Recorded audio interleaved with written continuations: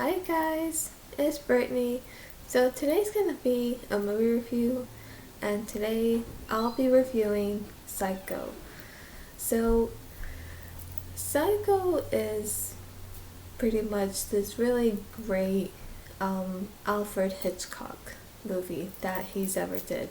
And we have Janet Leigh who plays Marion Crane, and of course we see her talking to her boyfriend Sam Loomis and talking about their inability of getting married. But then when she goes back to work, she steals about $40,000 in cash. And so, she's going from Arizona to California because that's where her boyfriend Sam lives.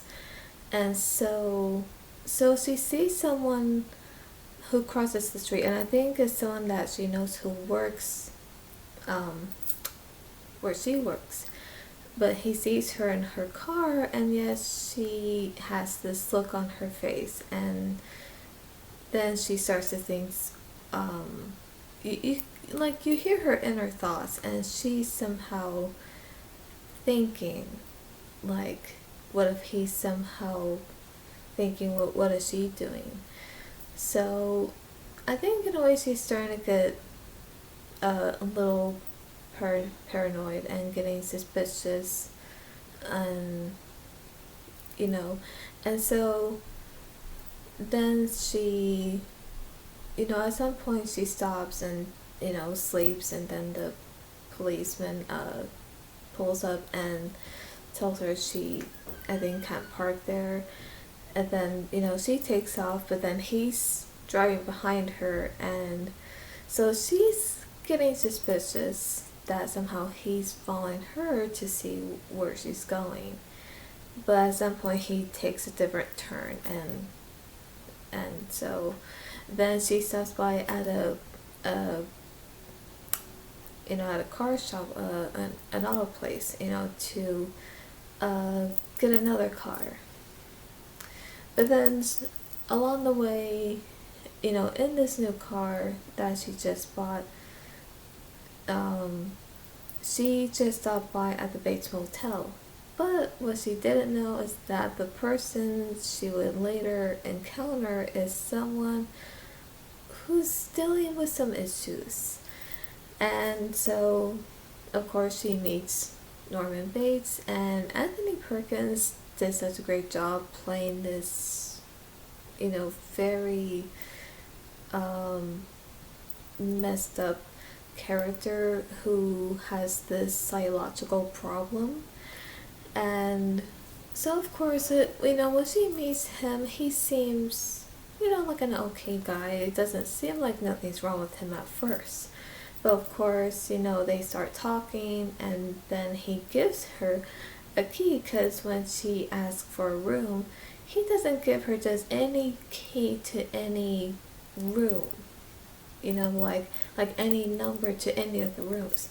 He picks the one that's closest to the office of the motel, and which is room 1, which is right next door to him.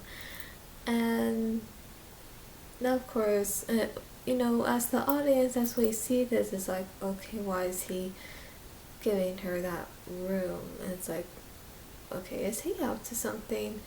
Which, yes, in fact, he is. But of course, then later he invites her to have dinner with him, and she has a sandwich.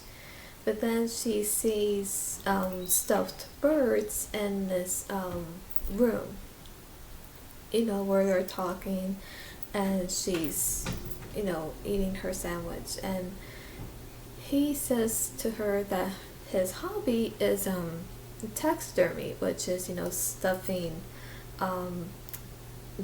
dead animals. And, but he says that he says something to her that there's something about stuffed birds that somehow they look more alive. yeah, so there's a lot of stuffed birds in this room. There's, I think, a crow or a raven. I'm sorry, I can't tell the difference, but either way. And then there's an owl. There's, I think one of them he has is a vulture. So of course there's other birds, and so, they're talking. But at some point, I think they end up talking about his mother. But then he's not very comfortable talking about his mother because of the fact that he didn't have a close relationship with his mother, and or I think somehow they probably did once, but then when his mother had a boyfriend, that somehow they became distant, they no longer were close. And so I think he felt like that his mother's boyfriend pretty much stepped in the way of that bond and just completely took over, and like spending more time with his mother. So I think he felt that that was taken away from him. I think now that's something I saw in the show of Bates Motel, but in the movie I'm not sure if that's still the case, because I think in the movie it could have been different, where maybe they weren't close, but then when his mother did have a boyfriend, that somehow he felt like that her boyfriend stepped in the way from, I think, probably trying to get close to his mom, so it could have been that. So it could have, I think the show somehow could be different from the movie, so possibly. Just between the relationship of his mom, I mean. And so, yeah, then of course even when he goes to the house, we hear his mother's voice. And so, we think at this point his mother is alive, and that, somehow she's like this very cranky, uptight old woman who doesn't like the fact that there's this woman spending the night at the motel, which is Marion Crane.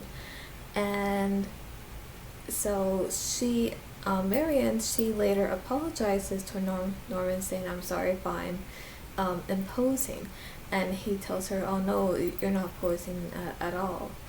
And so, of course, she does stay the night, but the room he gives her is the room where there's a little hole where he's peeping through as she's undressing. And that is just unsettling, that's just uneasy. Like, it's just disturbing to know that if you have a room next to you, whether if it's the room right next to the motel office or just another room next to you, you don't know, there could be someone watching you. Either a tiny hole through the wall to that room that you're in, or maybe somehow someone's watching you from even outside, even maybe right through the window. Or then again, if the curtain is closed, it could be someone who is in a far distance, further away from the motel, and they have binoculars. I mean, it's disturbing how one person can go too far, and especially watching you, no matter how close they may be near you or how far, be it they're watching you. Like, that's just disturbing. Like, and Norman, and that's what he is. He's a completely disturbed person with a psychological problem. And of course, and like I said, even though it may seem like his mother's alive, although she's not, because he has a personality disorder where you see him acting as him when he's Norman, but then he flips to this other side where he's acting as his mother because he actually murdered his mother. And I think it's been said that he murdered his mother because of the fact that she had this boyfriend, and he felt that he got in the way between I think their relationship, and so he felt like, okay, he's in the way, and I think he did that out of jealousy. And jealousy is an ugly thing because it can make someone do the most craziest, very very disturbing things that you wouldn't think someone would do unless if someone got jealous for whatever reason, and then they end up doing something that you wouldn't think they would do, but somehow they did, not because it was really them, because it was jealousy. And that's what happened. Jealousy drove Norman mad, to the point of he ended up murdering his mother and her boyfriend. But ever since he killed his mother, I think in a way he probably felt guilty that he did. So somehow he then started to act like his mother. And when he would act like his mother, like doing her voice, almost like imitating her voice, he would be dressing up as her with a wig and the clothes. And it's just completely disturbing, and that's what we see. And so what it seems like that because later when we see Marion taking a shower, she's all alone. She and of course she hides the $40,000 in cash into a folded newspaper, which I don't think Norman has discovered the money, which I don't think he did, because she did hid it, so I don't think he looked there. Or he probably did. And then, so of course, while she's all alone, taking a shower, all of a sudden you see this figure. You don't really see the face or anything, but you just see this figure, what looks like a woman with a knife stabbing her, and of course she's screaming, and of course at some point you see this person leave, and then Marion dies from those stab wounds, and as she's bleeding in the shower, and she falls. And so then of course it shows how we see his house that he and his mother had lived in, which of course he still lives in there, although his mother doesn't. So when we see this shot of the house, we hear him saying, "Mother, what have you done?" I think he says something like that, and then he runs out of the house, goes to Marion's room, and he finds her dead. But of course we see this look on his face where he's completely shocked, and we think, oh no, so someone really did kill her. But of course, as it turns out, it was him who dressed up as his mother because he was acting like her. Because I think when he's acting like her because of having this personality disorder, he doesn't really, somehow I don't think he's really him when he's acting out like his mother, because that personality of his mother completely takes over.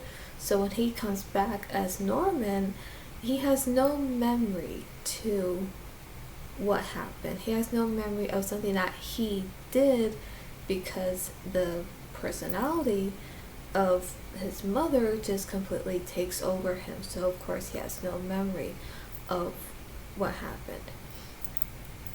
And so of course what he does is that now of course instead of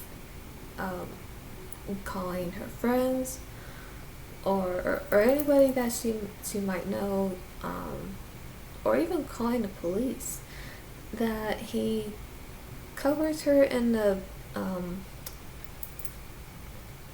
in the shower, the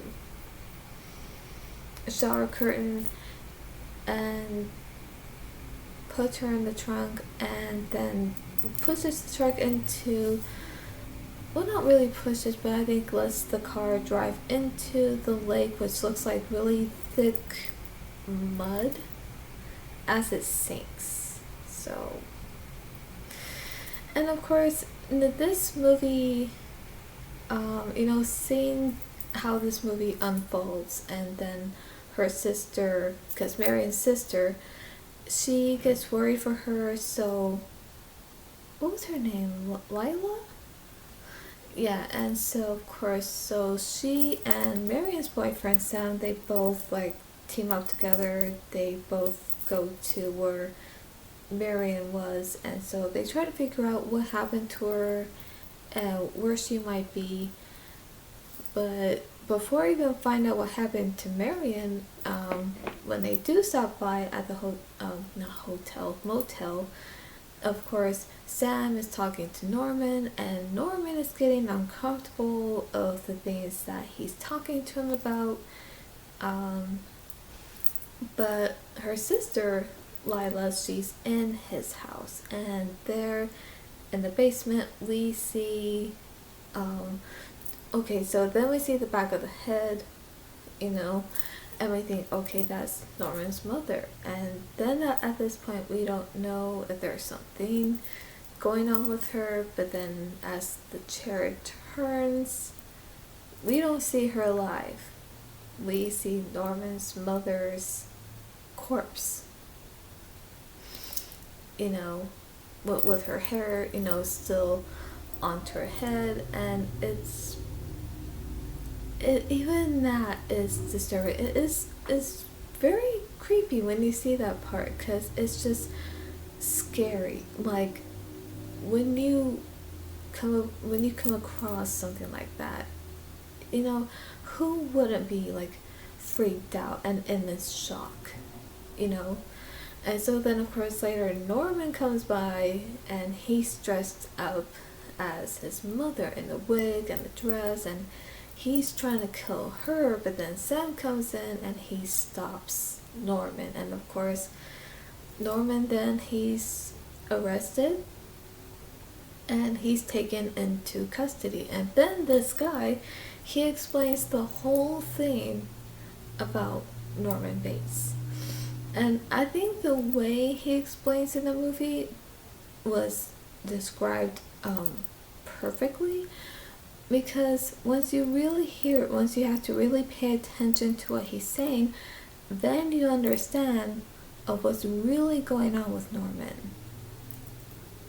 And so now of course I don't know word for word of that line of the whole thing that he said, but it was done really good. And I think everyone who did this movie did such a great job. And Alfred Hitchcock did such a great job directing this movie, and seeing like this, like seeing this character where he's himself, but then this personality of his mother who completely takes over him, so he has a personality disorder, which, is, now of course, when he has this problem of this personality disorder, it's not really so much of a mental problem. Well, it actually is, but at the same time it's also a psychological problem. So it's both like mentally and psychologically, both. And that's what's eerie, and that's what I think is frightening to his characters, that he can flip depending which side may take over. And at this point at the end, Norman is not there, because his mother, this personality of his mother, just completely takes over him. So, and that is eerie. And I think with Anthony Perkins, the way he played Norman Bates of this character with this problem that he has, where he goes from being himself to all of a sudden flipping to the side of acting out as his mother, and where that side completely takes over him. I think he did that very well. You know, it's very convincing, and it's just wow. Yeah, everyone did a great job, and I think even the theme song, like the music to the movie, is also quite good, because I remember reading something of how they did the music score, and I didn't even know how it was done that way, but I was so impressed that I was like, oh my gosh, like I did not know that until I saw it. Well, not really saw it, but until I read about it. I'm like, wow, who would have thought that the music score would turn out the way it did, all because of that, which I forgot how it was done. I gotta look that up again.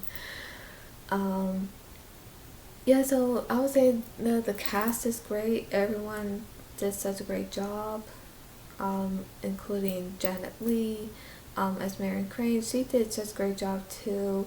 And even Bernard Herrmann, who did the music score of Psycho, amazing job. And it's because I remember when I watched it the first time, you know, of course I was, you know, freaked out. I was like, oh my gosh, you know, and I remember being in shock. And I just remember feeling like, okay, like, can someone tell me what's going on here? Like, what is wrong with him? But then when that character explained to what's going on with Norman, I was like, oh, like, okay, that makes sense. But of course, I was still in shock though. Like, and yeah, I think I say afterwards, I was also kind of, not so much, but I think I was a little bit afraid even to take a shower, because, you know, with the shower, like with the curtain closed and everything. But of course, it doesn't really get to me that much. But, you know, it's like, I think I say then again, I think I don't get that scared, but I do become aware, and I make sure to keep an eye on my surroundings. So, yep. So I would say to rate it, I would definitely say 8 out of 10, and I'll give it a 81%, 4 stars, and an A plus. So that is my review on Psycho, and yeah, it is a good movie, and I do own it on DVD. And of course, there are some other great Alfred Hitchcock movies that I've seen. So yeah, those I'll be reviewing soon. Don't know how soon, but it will be sometime even later this year. And I did do a movie fact video on Psycho, but that was when I first started doing YouTube back in 2016.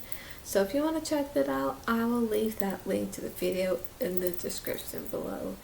And for those who may not know, when Marion was stabbed, and what they used for blood, when you see the blood going down into the tub, that was not corn syrup nor fake blood, which I don't think they had at that time, but instead they used Hershey's chocolate syrup. But even then, even though knowing they used Hershey's chocolate syrup for that in the movie, it doesn't change the way of what I think about Hershey's chocolate syrup, because I would still use it if I want to make some chocolate milk. So it doesn't change that for me, you know, it doesn't ruin it for me at all. So hope you enjoyed this review, And yeah, there are some parts that did really make me feel uneasy, and some that just shocked me, especially with Norman's mother's corpse. It's like, oh my gosh, you know. So yeah, so I hope you enjoy this, and let me know what you think of this review, and let me know if you have seen Psycho, and if you have, leave a comment down below. And so that's all for today, and I'll see you at the movies.